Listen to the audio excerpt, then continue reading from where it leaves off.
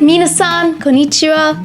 Would you like to learn how to talk about the weather like a native speaker?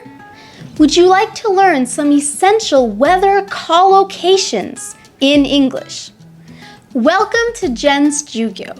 My name is Jen, and today I'm going to teach you several important collocations that you need to know to be able to talk about weather like a native speaker. First, let's review what a collocation is. A collocation is a set group of words that go together naturally in English. You can't replace one of the words or else the expression sounds strange to native speakers. For example, we don't say big rain. We always say heavy rain. Heavy rain is a collocation. Big rain just sounds weird in English. So you're going to learn a lot of weather vocabulary, but very specifically weather collocations. First, let's talk about nice weather in English. So if you have a beautiful, bright, sunny day, there's no clouds in the sky, you can say it is unbroken sunshine. So unbroken sunshine, the sun is not interrupted by clouds and you can just enjoy. We also have two specific collocations we can use for just enjoying sunlight. They are to soak up the sun or to soak up some rays. If the sun is really, really bright, we can say that it is strong sun. Or if there's only a little bit of sun, we can say that it is weak sun. If it's really hot, we might also say that it is scorching hot. When it becomes really hot, in some countries, you will get moisture in the air. So everything is hot and sticky and kind of gross. That wetness when it's hot is called humidity. It's very humid. We will say we have strong humidity. So strong humidity. Next, I want to talk to you about some collocations with fog. Fog is the type of weather when there's tiny, tiny bits of moisture in the air, which make it difficult for you to see in front of you. If there's only a little bit of fog and some fog here, and maybe it clears up here and there's more fog here, the collocation for that is patches of fog. So it's only a little bit foggy, you have patches of fog. The opposite of that is if there's a lot of fog, the collocation for that is thick fog or dense fog. So thick fog or dense fog, or sometimes people will specifically say a blanket of fog. Next, let's talk about some collocations for rain. I already mentioned that when it's raining a lot, we say it is heavy rain. Heavy rain is an excellent collocation. Another collocation with the exact same meaning would be torrential rain. So if there's torrential rain, there's even more rain than just heavy rain.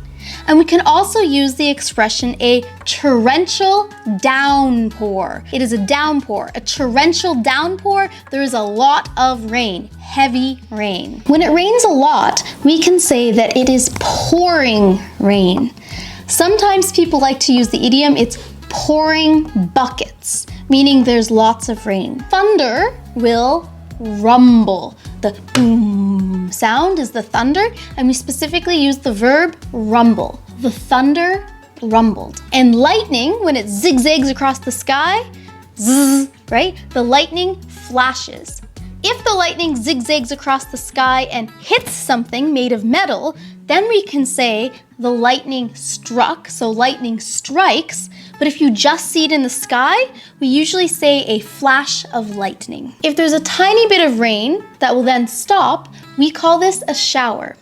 And if the showers start and stop and start and stop, the collocation for that is scattered showers. I hear this one a lot when I'm listening to the weather forecast, scattered showers. And if we get wet by all of this rain, there are two great collocations for that as well. One is to be soaked to the skin or to be soaked to the bone. You maybe forgot your umbrella, so now you are super wet, dripping wet, soaked to the skin or soaked to the bone. When it's raining, you want the rain to stop, right? So you're going to look for a couple collocations. You're going to look for the rain to let up or for the skies to clear up. Or you're going to look for a break in the clouds. Okay? So those three expressions mean the rain is stopping. A break in the clouds, good, I see the rain is going to stop. Okay? Oh, the rain has let up, means the rain has finished. Or the sky has cleared up, the rain is finished. Next, some collocations connected to wind. If there's a small bit of wind, the collocation we will use is a light breeze. A light breeze has a positive feeling. It's not too windy, it's just light breeze. The opposite of a light breeze is strong wind. When the wind suddenly comes, what we will call it is a gust of wind, right? So the wind came, it was a gust of wind. When the wind suddenly becomes stronger, we will say the wind picked up, or the wind is picking up. And when the wind starts to become weaker, we will say the wind is dying down. Three great verbs that will collocate with wind. What the wind does in English. The wind blows. When you hear the wind making a little bit of sound, we will say the wind whistles. Shh. When the wind makes a lot of sound, especially when it's super strong, you can hear it banging against the windows, we can say the wind is howling. The wind blows, the wind whistles, and the wind howls. Those are great verbs that will collocate with how the wind moves in English.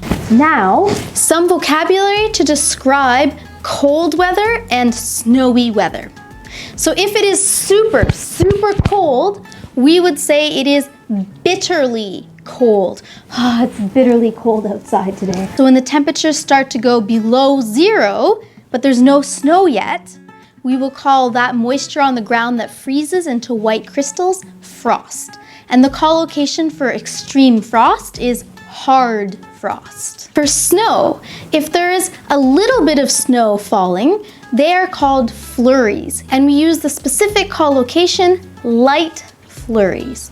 Light flurries means there's a little bit of snow, but don't worry. The opposite of light snow or light flurries is heavy snow. So just like we had heavy rain, lots of rain falling, we also have heavy snow. When the snow has just fallen and it's nice outside and you can look at the beautiful fallen snow, we will call this fresh snow. If you want to make snowballs or build a snowman, the best type of snow is called crisp snow.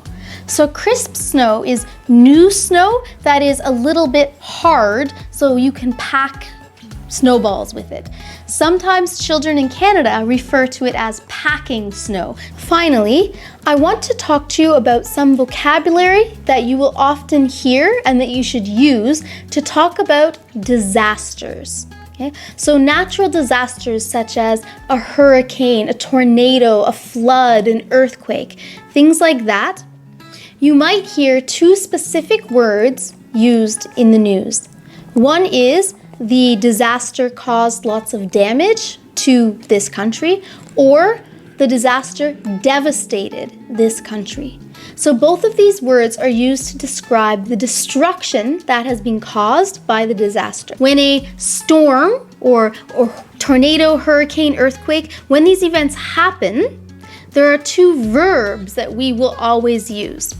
One verb is the storm hit this place, or the storm struck this place. Hurricane Dorian hit the Bahamas in September 2019 and devastated the area. So today, you learned several useful collocations that you can use to discuss weather in English.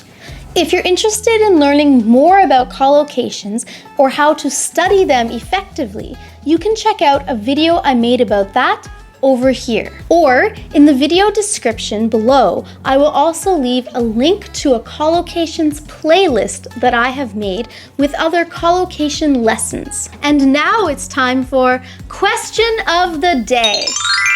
Today's question is, what kind of weather do you get the most often in your country?